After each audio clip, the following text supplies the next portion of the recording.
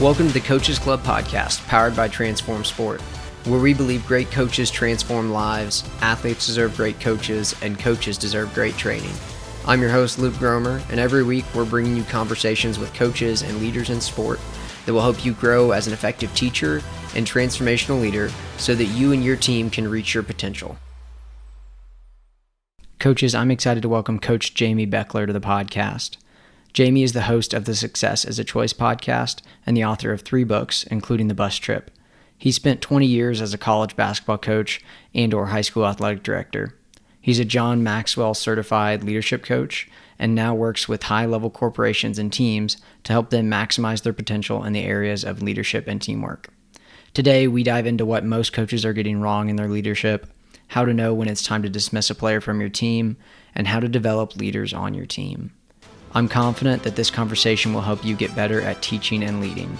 Enjoy the episode. All right, Coach, let's start here. First, I would love to know a little bit about why you transitioned out of coaching and into leadership coaching. And secondly, was there a moment where you knew this is what I'm supposed to do? Yeah, great question. And I always had a passion for leadership. I might not have always done it right, but I always had a passion for leadership. I had a passion for helping my players be better people. But like I said earlier, it was an evolutionary it was a process. It's been a journey, and I haven't always done it right. But I was coaching, then became an athletic director. I was still doing a lot of leadership work, both at the school that I was at, but also I would go out and speak at different places. I would go out, whether it was community, local civic organizations or other schools or conferences. I was being asked to speak at different places, and I was like, yeah, I kind of like this. And so I had the opportunity to become a John Maxwell leadership coach. And so I joined that team, the John Maxwell team, in 2016. And that's when I first realized that maybe I could do this full time.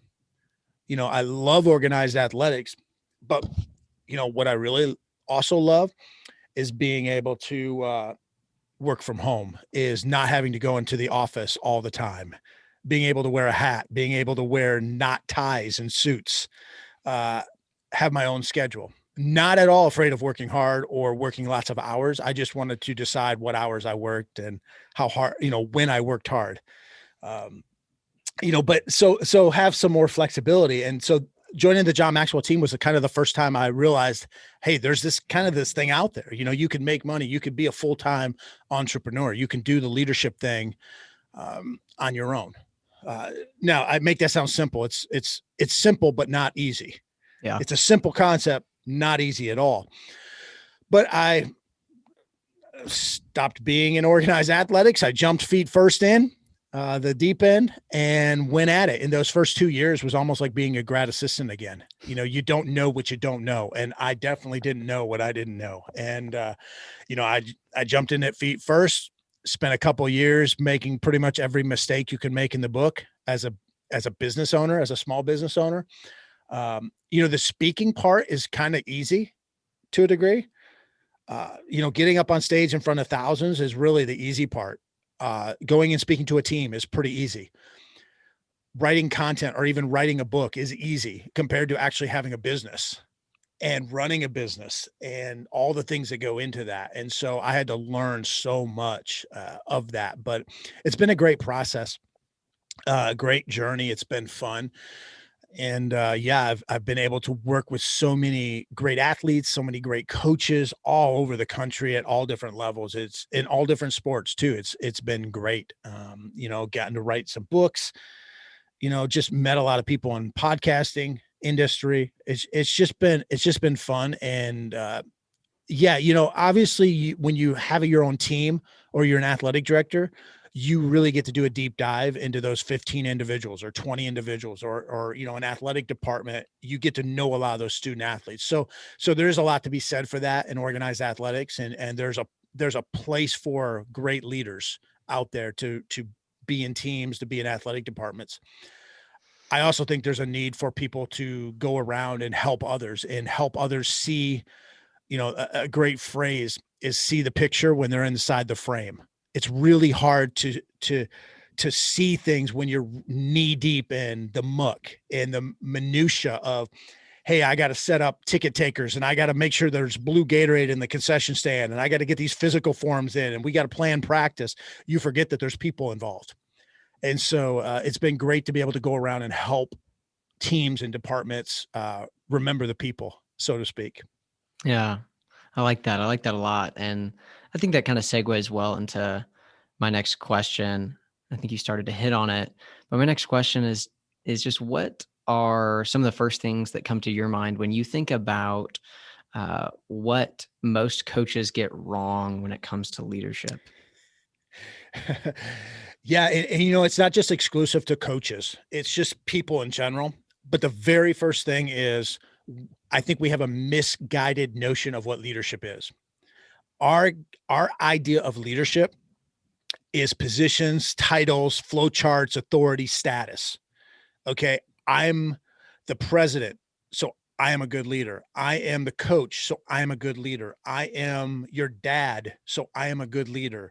Whatever, fill in the blank. I have this title, status, position. Therefore, I'm a good leader. But more importantly, even more importantly than I'm a good leader, you have to follow me. You are supposed to follow me and do what I say because I have this position, status, whatever, title. I think that's misguided. And I don't think people want to follow us because of that. People want to follow us because they believe in us. They respect us. They trust us. When you go to buy something, typically you buy things from people like, and trust. Even at Walmart, I know Walmart's kind of a big deal there in Arkansas where you're at. Walmart, it doesn't matter. Target, Best Buy, doesn't matter where you go. If you don't trust that company, if I walk into Walmart and I don't trust that what they're selling me is going to make my life better or is the product that they're advertising, then I'm not going to buy from them. The same way if you go to a yard sale, if I don't trust that what they're selling me or I don't like the person, maybe I don't like a person. And so I'm not going to buy from them. So people buy from those that they know, like, and trust, not because they have a position, not because they have a title, not because they have status. And so with leadership, where coaches get it wrong is they think people are supposed to follow them because they're the coach. And so everything that they do is one way. It's all about, I'm going to provide you insights. I'm going to provide you the best way to get from here to there. And you need to do this because I know more than you. I'm smarter than you. I'm more knowledgeable. And that doesn't elicit feelings in people that, oh, I want to come alongside of you. I want to do what you say.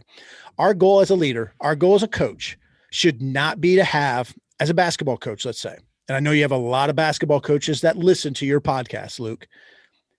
My goal is not to have 15 compliant followers. I know that's what just do what I ask you to do. Just do what I tell you. Our goal should be to have 15 leaders, 15 people on that team that are also leaders. They're leaders of each other. They're leaders of themselves. They're leaders of their peers. Leadership's not about positions. Leadership is about influence. Leadership is about helping people be better. If you're a freshman on a team, if you're a freshman on your high school basketball team and you're not playing very much, you can still be a leader because you can influence the dude that's sitting next to you on the bench. You can influence your best friend that you grew up together with, and both of you are not playing very much. You can influence that person and they can in turn influence you to do what's right. And now you got two people doing what's right. And then there's another little clique. I'm using air quotes here. People can't see me, but a clique over here of three people, and they're all good buddies, but they don't have the title of captain and they're not starters. But you know what? They can all influence themselves the right way. And now you got five guys going the right way. And none of them have a C on their jersey. None of them are a starter. None of them are averaging 20 points a game, but they can all influence each other to do what's right. But as a coach, bringing back to your question, circling back, but as a coach, if you're not paying attention to those kids and you're not trying to build them up as leaders and develop them as leaders, you're not going to get them making each other better when they're in the locker room, when they're in the back of the bus, when they're in the cafeteria. And that's what you want, because a coach and a captain's not always going to be around. Sometimes you're going to have Luke and Jamie sitting together in the back of the bus, no captain around, no coach around. And maybe we want to complain about something. Maybe we have bad attitudes. And how are we going to make each other better if we haven't been trained to do that? Final thing I'll say on that, coaches, going into, I don't think they develop leaders. They don't care about developing leaders because they're the big kahuna. They're the grand poobah. They're in charge. So I don't need to develop other leaders because, they're just a 16-year-old. They don't know what they're doing. No, but when that fire breaks out in your locker room, the metaphorical fire, not hopefully a physical fire, or the back of the bus, when you have issues and drama and every single team, Coach K, Coach Izzo, the best coaches in America have drama and issues. It's just maybe lesser than some of the rest of us mere mortals. But everybody's going to have issues. Everyone's going to have metaphorical fires. Are you equipping your players with fire extinguishers, or are you equipping them with lighter fluid? Because at the end of the day, your players are going to be the one that's fighting that fire or allowing that fire to grow. Now, we as coaches think, it's us. We're in charge. We're in control of everything. You're not in control. What goes on in that locker room, what goes on in that ride home in the car with their parents or their grandparents, you don't have control over that. So you better every day be fighting for your culture to try to shape the way your kids are thinking. And the way your kids are going to think is if you've developed them to be leaders. Now, all of a sudden, they're going to take on a bigger mindset, a cultural mindset, the program mindset, as opposed to just their tree. They're going to look at the whole forest. And so that was a long, long answer, Luke, to the question. But I think coaches do it wrong because they focus on their positional leadership and therefore don't make other leaders or develop other leaders. They just try so hard to get their compliant followers. Yeah, that's really good. That's really powerful.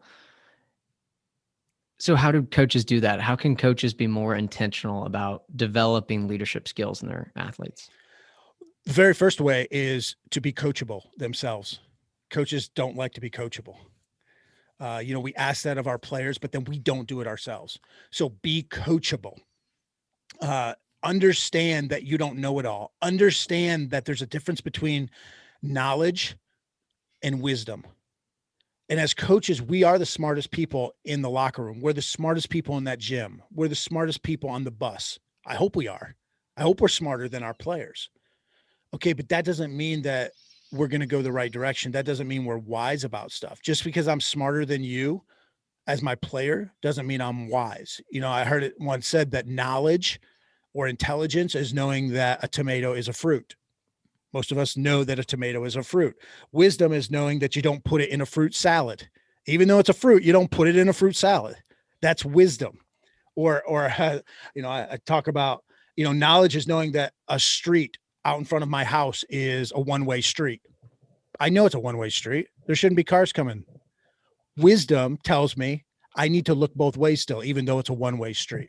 So as coaches, sometimes we're dead right. We're right about stuff. We're knowledgeable, but we're not very coachable. We don't take a step back and say, all right, what's the wise thing to do? All right, I'm right, but are my kids following me? Are they inspired? So we got to be coachable and we got to be self-aware about that stuff. But now we got to be intentional about how we're going to teach stuff.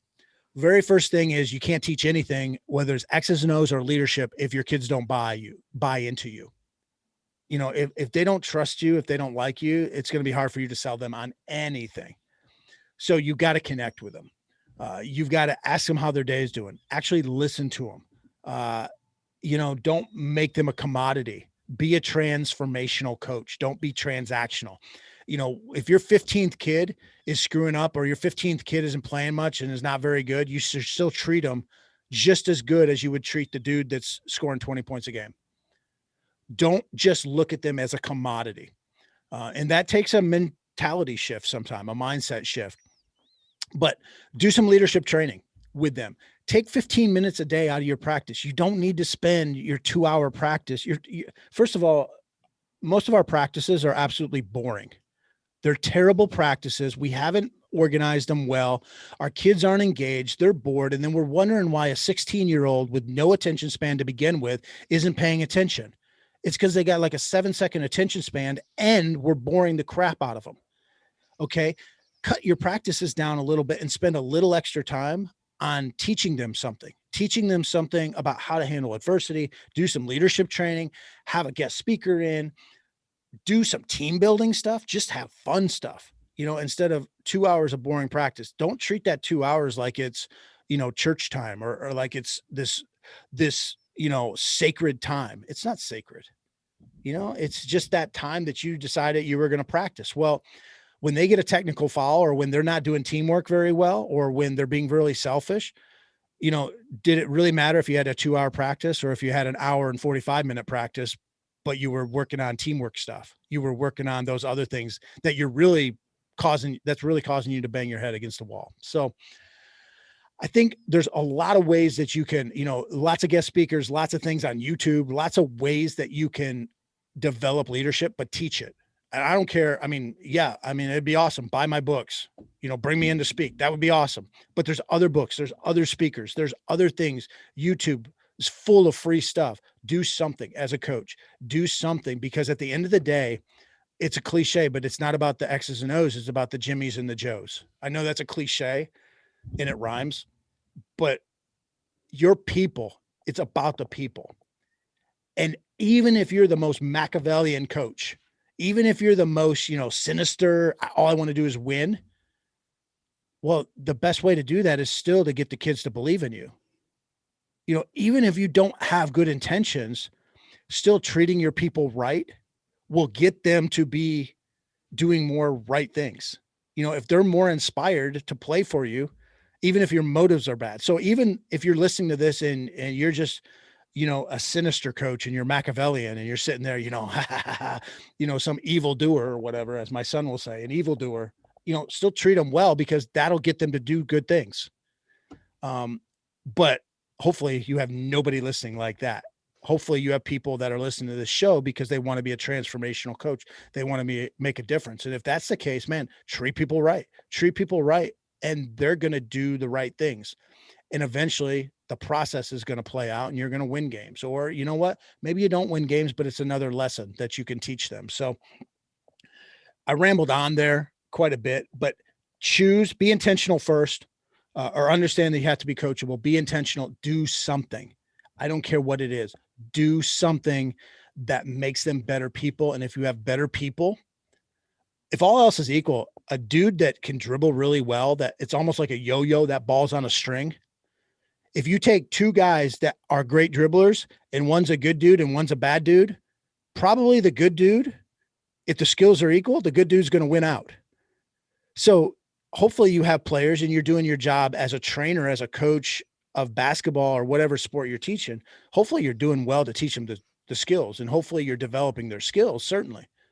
But man, if you're developing them as people, as leaders, all of a sudden their skills are going to be even better, because they're not going to get sidetracked. They're not going to get distracted when the referee doesn't make the right call, or when they have a turnover, or when something goes wrong. They're still going to be able to utilize their skills, because their mindset allows them to still utilize their skills as well as they can. So, I said a lot there, but I boil it down to do some leadership training, make your people better, and your team will be better. Yeah, I love that. And what you said at the beginning really resonated, that most coaches, they're not coached at all. And for some reason, we don't expect the same thing from ourselves as we do from our players. We expect our players to be continually trying to get better, and we preach that. But I think as coaches, it's very easy to be complacent, and we don't want to learn new skills when it comes to our coaching and our teaching. So I think that is so important and crucial. And then the other thing I would just mention, and I was thinking about it as you were talking, just with start somewhere with leadership training, do something. Something that myself and the coach that I work with have done the last couple of seasons is we've just let our team come together before the season and kind of come up with their own standards. And we've given them a bunch of context that they'll be in throughout our season. For example, like when a ref makes a bad call, or when you're not getting to play as much as you want to, or a bunch of these different situations that, again, like you said, drama's going to happen. And so we talk about it before the season, and then we just ask them, like, how do we want to respond in these situations? What does excellence look like for us in these situations? And then for us as coaches, then when those situations arise, it's so much easier for us to call back to, hey, we said that when a ref made a bad call that we wanted to have incredible mistake response and just move on right away. And to be able to bring bring that up in the moment, whether it's practice or games, I think is so powerful. And then like you were saying, to couple that with like take some intentional time away from basketball too, to do some things outside of your game that are focused on building them as people. I love that. Yeah, just mix it up a little bit. But you could even, I think of immediately like visualization. And I know, as soon as we use the V word of visualization, some people are like, oh, this is some weird stuff. No, we talk about like visualization with free throw shooting sometimes. You just envision free throw shooting. Maybe you don't have a ball, or maybe you're on the bus or whatever, and you're envisioning that. Envision things that can happen.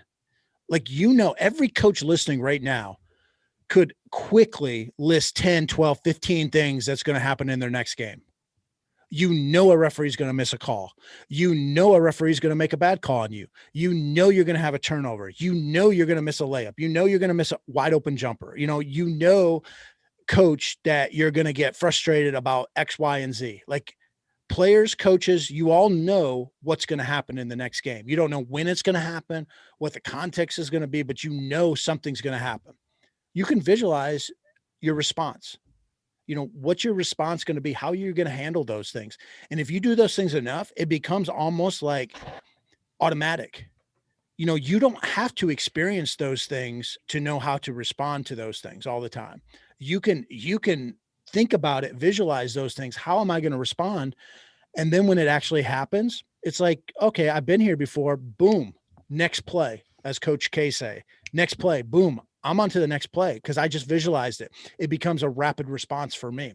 It becomes a knee-jerk reaction. I have the habit of responding, even though I haven't actually physically responded. I've seen this happen so many times. And I think that that's important when we deal with things, because especially when we're dealing with young kids, especially at the high school level, who haven't lived, who haven't experienced as much, or don't have as many good habits of bouncing back, of responding the right way. So, but, I think you can watch ESPN, you can watch the news, you can just whatever. And you can see all these examples that we could talk about or work with our team about. And one thing, and I know this is an extreme thing, but I thought of it right away is, there's a bench clearing fight, or there's a fight. And a couple years or a year ago, we had this situation with, I believe, Kansas and Kansas State in basketball. And this past bowl season, we had this with Tulsa and Mississippi State in the Armed Forces Bowl, where sidelines, there's this big brawl, and people are getting hurt, and, people are getting suspended, and there's all this kind of stuff.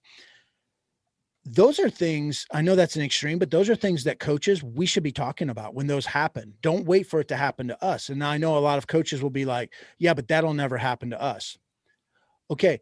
Don't look at the actual end result of a brawl. Look at everything that led up to that, because no brawl just starts off with a light switch goes on and let's have a brawl. It starts off with one thing that escalates into another chippiness that leads to a big brawl, which leads to people getting hurt, suspended, arrested, maybe. Okay, well, we won't have a brawl. Okay, but what you will have is technical fouls, and you will have yellow cards, and you will have red cards, and you'll have getting 15 yards unsportsmanlike penalties. That happens, right? Yeah. Okay, well, what led up to that? So work your way backwards. Maybe you don't want to admit that there could be a brawl. That's fine.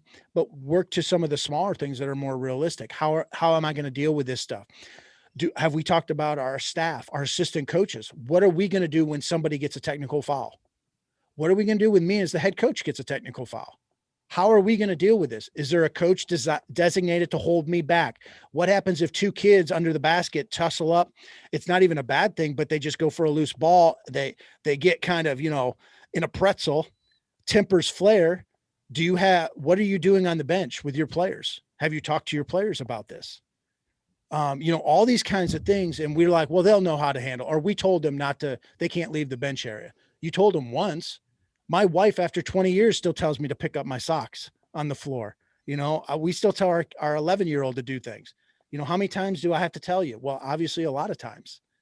Kids, they have to hear stuff all the time. So as coaches, there's so many ways that you can help your players be better, but also help your team be better. Like from a wins and losses standpoint, you can help your teams be better. And it's not always just, hey, we gotta scrimmage a little bit extra, or we got to shoot more free throws. Sometimes it's a mental part. Sometimes it's that learned response where we're visualizing, we're talking about stuff, and then we're repeating the process. We continue to talk about it. Um, yeah, that I get passionate about it because I think coaches are too one track mind. Sometimes we have to do X's and O's. We have to, if something's not working, we got to put in a new play. Well, no, you still got the same players executing the new play. Maybe Luke and Jamie, don't like each other. It has nothing to do with the play. Maybe Luke and Jamie just don't like each other. Or maybe Jawan and Jalen they like each other, but they both have different agendas. They both want the shot. They like each other. They're buddies. While you put in a new play, you still got the same issues. And coaches ignore that sometimes. We want to fix a basketball, or we want to fix a people problem or an issue that's people related, and solve that with some kind of a basketball solution. And I don't think that works all the time. Yeah, I totally agree. And I like that a lot. Kind of in that same train of thought with people issues that we experience in teams.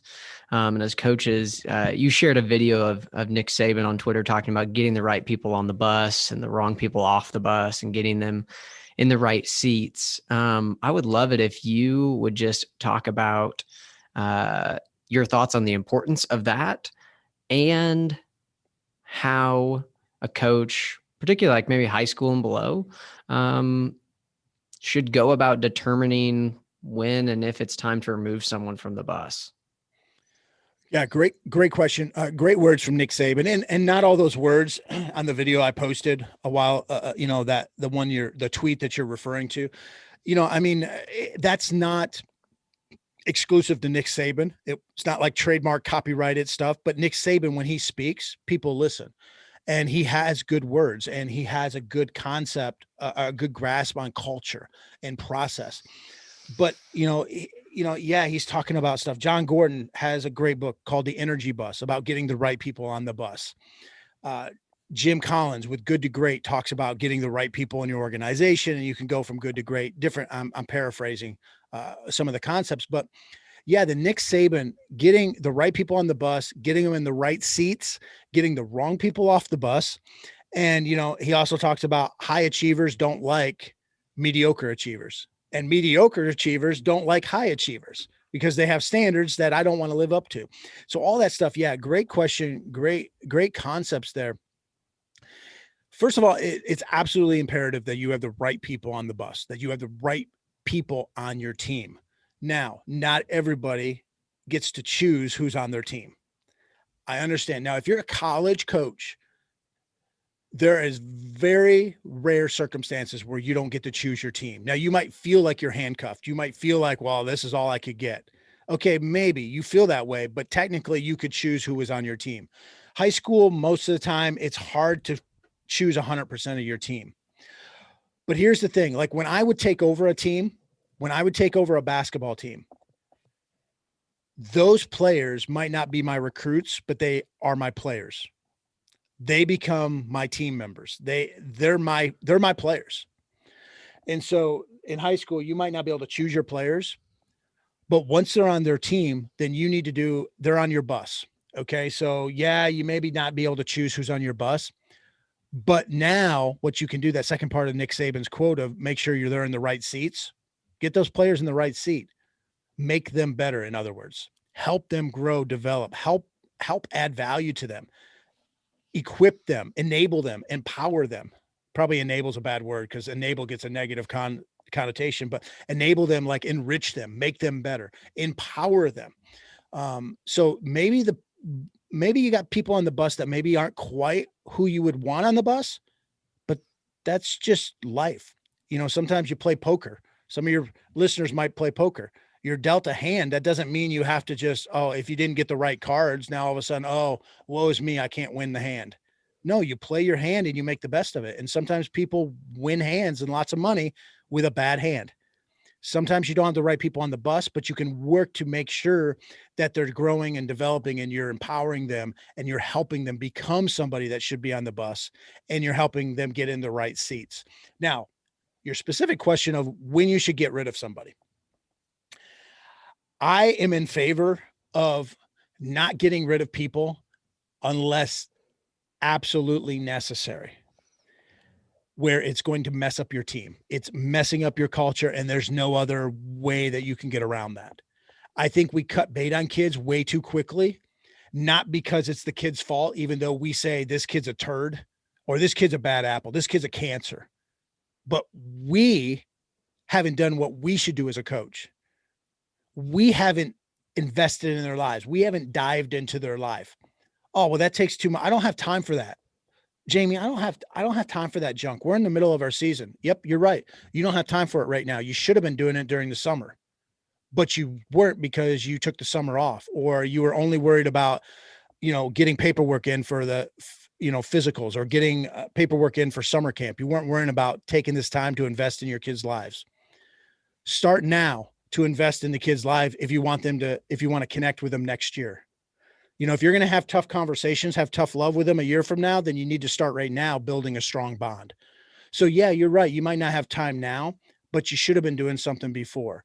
So I think sometimes as coaches, and I know this is a little harsh, but the reason a kid has to get kicked off the team is because we didn't work with them. We didn't develop them. We were more worried about X's and O's. We were more worried about our convenience than investing in the life of kids. Now, there are these kids that can't be reached. If that's the case, then definitely one, you got to make sure you've documented some stuff, especially if you're at the high school level. You want to document some stuff, but you want to go through as much process as possible. I would suggest not kicking off a kid right away. Give them some hope. Give them something to strive for. If you really care about kids, you might actually be able to suspend them for an indefinite amount of time. But if you do this, this, and this, you get back on the team. But we're going to suspend you, but you're still going to be around the team. Now that sounds like counter. Like that's like, well, if you're going to suspend somebody, why would you want them around the team? Because if they're not around the team, you have no control whatsoever. You have no chance of reaching them. How in the world, especially probably a bad kid, you probably think their parents are idiots more than likely. You don't like their parents. So if the kid's a bad kid and they're going to be stuck at home with their idiot parents, how do you think that they're going to get better as a person and be able to come back to your team? So now here's what I would say. Most of us have a staff. We don't have as big of a staff as we'd like. They might not be full-time, but we do have people. Assign a staff member. Assign somebody to look after Luke, to help out Luke for the next week or 2 weeks, to remind Luke of stuff. Oh, I don't have time for that. Okay. Are you in it for the kids? And especially if the kid's a good player, a good talent, this might actually help your team in the long run. You could salvage a kid. But that's why I say start early if possible. The best time to fix a roof is when it's sunny outside, not when it's raining. So start now to build a culture that has all leaders in it, not just compliant followers. That's really good. Kind of circling back to what you were talking about with getting players in the right seats on your metaphorical bus. I think that a place that you actually mentioned earlier that most coaches neglect is the kids at the end of the bench. How can a coach effectively help those players that aren't going to get to play very much embrace their role and still embrace their role and help them see themselves as a vital member of the team? Yeah, great question, Luke. And I'll start off once again kind of with a theory or a mindset. It has to be a mentality shift for coaches.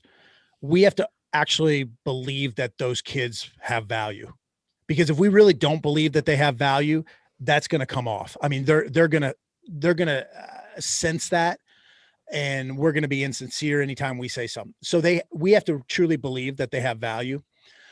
And we've got to find some way to find value, to make them significant, make them valuable members of the team. And then we have to emphasize that with them. Different things like, you have to truly believe that, $100,000 luxury sports car will be sidelined, can't run if that $5 or $10 spark plug is not working. This sports car needs a cheap spark plug to work.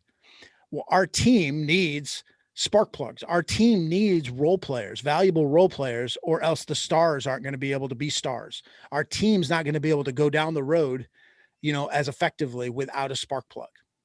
We need the nice, beautiful chassis, but we also need those spark plugs. And you have to believe that. And then you have to celebrate successes. You have to add value. You have to catch them being good. Coaches have to catch their players being good. I didn't do this my first few years. It's like, dude, they're supposed to box out. They're supposed to get a loose ball. Why am I going to pat them on the back for doing what they're supposed to do? Well, because people like that. People like to be praised. People like to be acknowledged. It's my job to do the dishes in the house. I still love it when my wife will touch my shoulder. Hey, Jamie, thanks for doing the dishes. That gets me all warm and tingling inside. That's awesome. That's great. That's my job. That's what I'm supposed to do. I'm supposed to wash the dishes. But I still like the praise of, hey, I recognize that you did that. That's awesome. That makes me more motivated for the next time or to do something else. It's the same way with our kids. Man, Luke, that was awesome. When you boxed out over there, I know, but I didn't get the rebound. No. That's all right. You blocked out and it allowed Jalen to go get that rebound. If you hadn't blocked out that guy, or if, hey, after the game, everyone just saw that Steph hit that shot. That's awesome. Steph hit that shot. But Luke, if you hadn't set that screen for him, or if you hadn't taken that charge with 7 seconds to go in the game, we wouldn't have even gotten the ball back so Steph could hit that shot. You start celebrating the successes, but more so even than that is you start catching them being good. You recognize those very things that you're always preaching. Team. But then our words or our actions betray our words a lot of times. Team. But then, we don't praise the team stuff. We just high five the running back who just scored a touchdown, not those big nasties, those hosses that opened up this big gap and hole so that the running back could run through it. We don't celebrate when Luke passes the ball to the wing and he cuts down the lane really hard and that defense shifts over to Luke and that allows someone to drive from the wing. And that could be the difference between a block and a charge call because the defense gets there late and help, all because Luke cut down the lane as a decoy hard. Those are the things that as coaches, we need to be recognizing and calling those things out.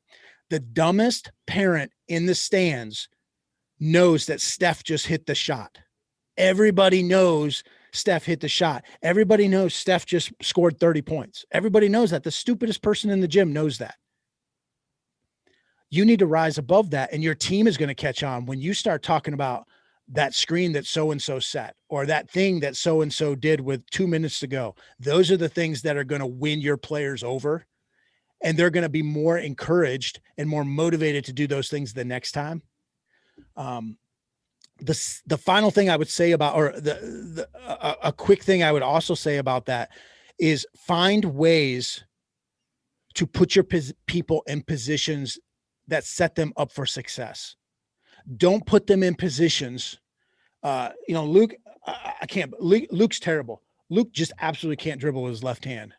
Okay, well, don't put him in a position to have to dribble off a ball screen with his left hand then. Be smarter than that. I need to, as a coach, be smarter than your weakness. Don't use your weakness as a crutch for my lack of coaching. Put people in that kid just can't shoot. That kid can't shoot a three-pointer at all. Well, don't let him catch the ball at the three-point line. Or, if he keeps, I'll give you a perfect example. I recruited this kid years ago, hot shot scored, like a bajillion and a half points in high school. All right. She comes in, hot shot freshman. For half of her freshman year, I'm banging my head against the wall. I'm just, essentially under my breath, I'm just cursing, recruiting her because all she ever does is screw up my offense. She's playing the 3 spot and she's supposed to catch the ball. She's supposed to do what my offense says. she's supposed to pass it over here to my top scorer, or she's supposed to, post feed it here. But everything that she's required to do because she's playing a certain position in my offense, I didn't recruit her to be a reversal passer. I didn't recruit her to be a post feeder. I recruited her because she scored a bajillion points in high school and nobody can stop her. That's why I recruited her, but I put her in a position to fail. I put her in a position that she wasn't comfortable with. I screwed up as a coach. I have to find ways to help my players be their best. And if Luke can't dribble with his left hand, but I'm constantly putting you in a position to dribble with your left hand, then shame on me. I didn't do a very good job of coaching. So the kid at the end of the bench, find ways to help them be better. Find 2 minutes in a game where they can go into the game. Find something, find a role. All right, you're going to be the lockdown defender, or you're in the box and one. We're only going to do box and one probably once a week or once every four games or 5 games or something. But man, when we go box and one, you are that person, or you're going to be the point of our press or whatever. Be a kamikaze, be our rebounder. You're Dennis Rodman. I know I'm dating myself there, but you're going to be something. Find a way for everybody to have value on your team. That's really good. Yeah. And I've just experienced what you were saying, that kids love it when you start to celebrate what leads to good outcomes. When you start to celebrate the process, they enjoy it and they love being recognized for those things. A couple questions left. First, if you had to just choose your top 3 ingredients for a championship culture, what would they be? Yeah, and I'm going to give you the first one is kind of a cheating one, but I would say leadership, and that's only because what I said earlier.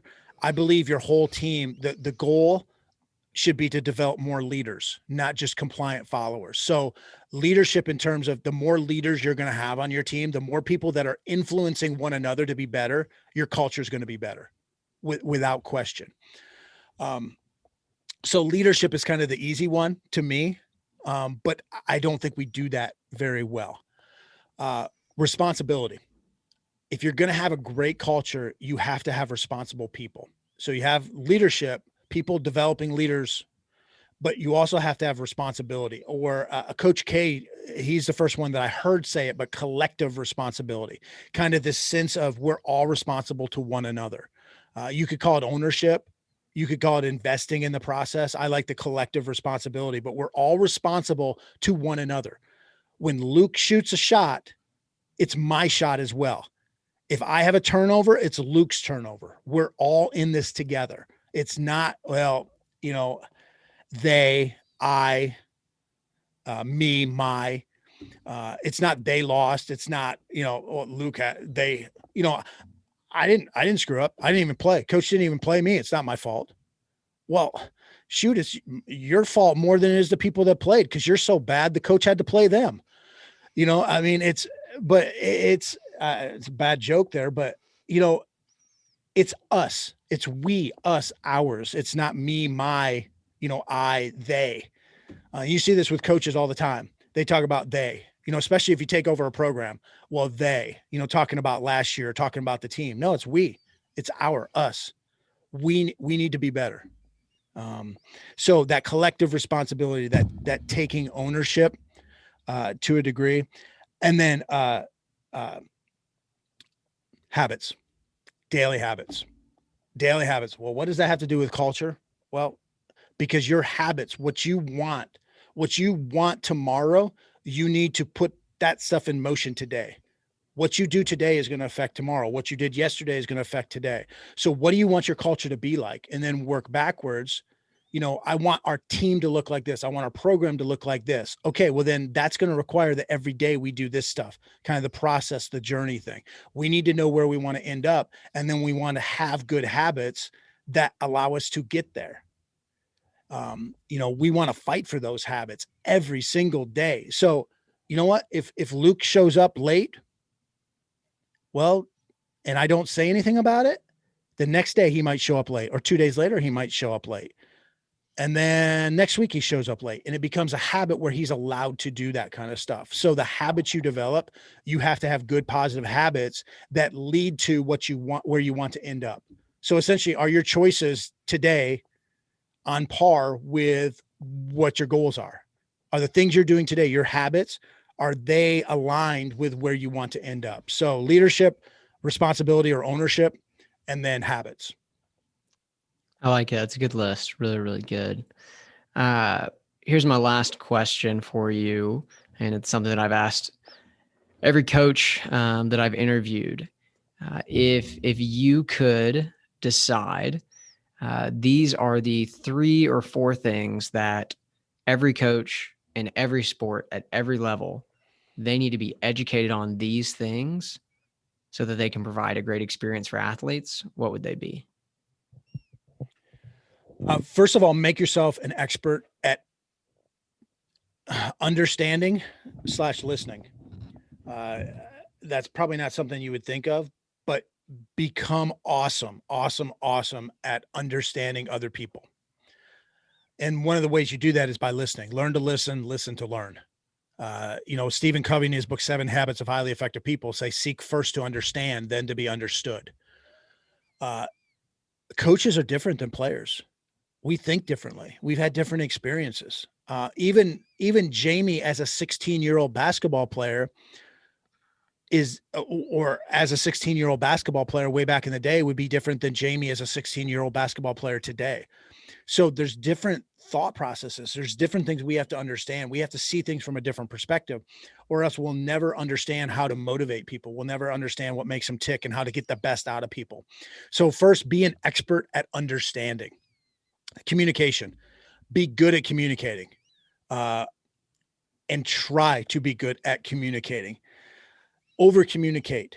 Don't be afraid to talk to parents. Don't be afraid to have difficult conversations. Nip things in the bud, talk about things, praise people. We talked about that earlier, catch people being good, but be really good at communicating. Most of the time, problems in marriage, problems in relationships, problems with players, coaches come down to, we didn't communicate very well. How many times do we say this with our boss? Oh, they never communicate very well, or they don't ever tell us anything. Okay, well, let's communicate better. And with that, the best time, all right, we have practice, Luke. We have basketball practice. Right at the end of practice, we get them together for a huddle, and we're like, okay, guys, remember this, this, and this. We give them 3 important things they got to remember. And then the next day we're ticked off because they didn't bring in their permission slip, or they didn't remember to do this. I was like, I told you this. Yeah, we just told them after they did 7 line drills. They're dead tired. They can't wait to get out of there and go to McDonald's or whatever. And we told them that right then. Well, I told you. Yeah, but you didn't really communicate effectively. Come on. You expect a 16-year-old with no attention span to remember what you just said after all these line drills? And especially after maybe you yelled at them and they're still ticked off about that. Come on now. Be better at communicating. And I think that's so important. Pick the times that you communicate. Just be better at that. And then the third thing I think you have to be an expert at is relationships, people, just in general. Not necessarily like, okay, I have to be an amateur psychologist, but be an expert in people. Think about people all the time. Put people first, I guess is what I'm saying. Be better at the people aspect of it. Treat people with kindness. Be kind to people, even if they're not kind to you. Be respectful to people, even if they're not respectful to you. If you don't like somebody, then don't go about being, having an eye for an eye. That just makes everybody blind. Don't treat people the way they're treating you necessarily. Be good with people, whether they deserve it or not, because that says more about you than it does the other person. And almost all of us are in the people business, but especially your listeners as coaches, they're in the people business. You're going to have kids that you don't like. You're going to have parents you don't like. You're going to have administrators you don't like. So what? You're in the people business. Be better than that. Rise above that. Be a person that's respected. Be a person that people can trust. Be a person that tends to take the approach of, I'm going to be even keeled. I'm going to be the adult in this relationship. I'm not going to overreact to stuff because I'm going to treat people well, whether or not they deserve it or not, and whether or not I'm in a good mood or not. I'm going to treat people well because that's going to go farther to build our culture. When I was an athletic director, I could put up great signs in our office. I could paint the office. I could redesign the office. I could have great, emails and memos. But if I treated my secretary terrible to start each day, she was going to deal with hundreds and hundreds of people that day on the phone or in person. If I treat her terrible or just dismiss her or am short with her, that could affect the whole day, hundreds of people, because then maybe she's short with those people or she doesn't treat them right during the day. So how you deal with people, is huge for your culture. Yeah, that's really good. That's fantastic. Well, Coach, tell people how can they follow you, your work? How can they get in contact with you or get access to what you offer? Yeah, the best way is if you're a twit, follow me on Twitter at Coach Bechler. I tend to put out a lot of stuff on that, and that's what I'm most active on, social media, but also my website's coachbechler.com. And from coachbechler.com or from my Twitter account, they can see my books. They can check out my podcast, check out the leadershipplaybook.com, which is our online community, our membership site for leaders. So they can find all that stuff or just find good nuggets of information, positive stuff to be better leaders at coachbechler.com.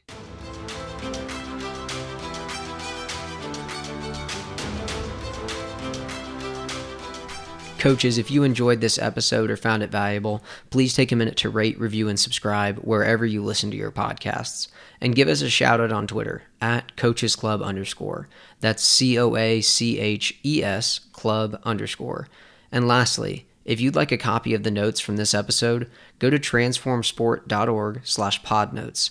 That's transformsport.org/podnotes. Or click the link in the show notes to get a free copy of the notes from today's conversation.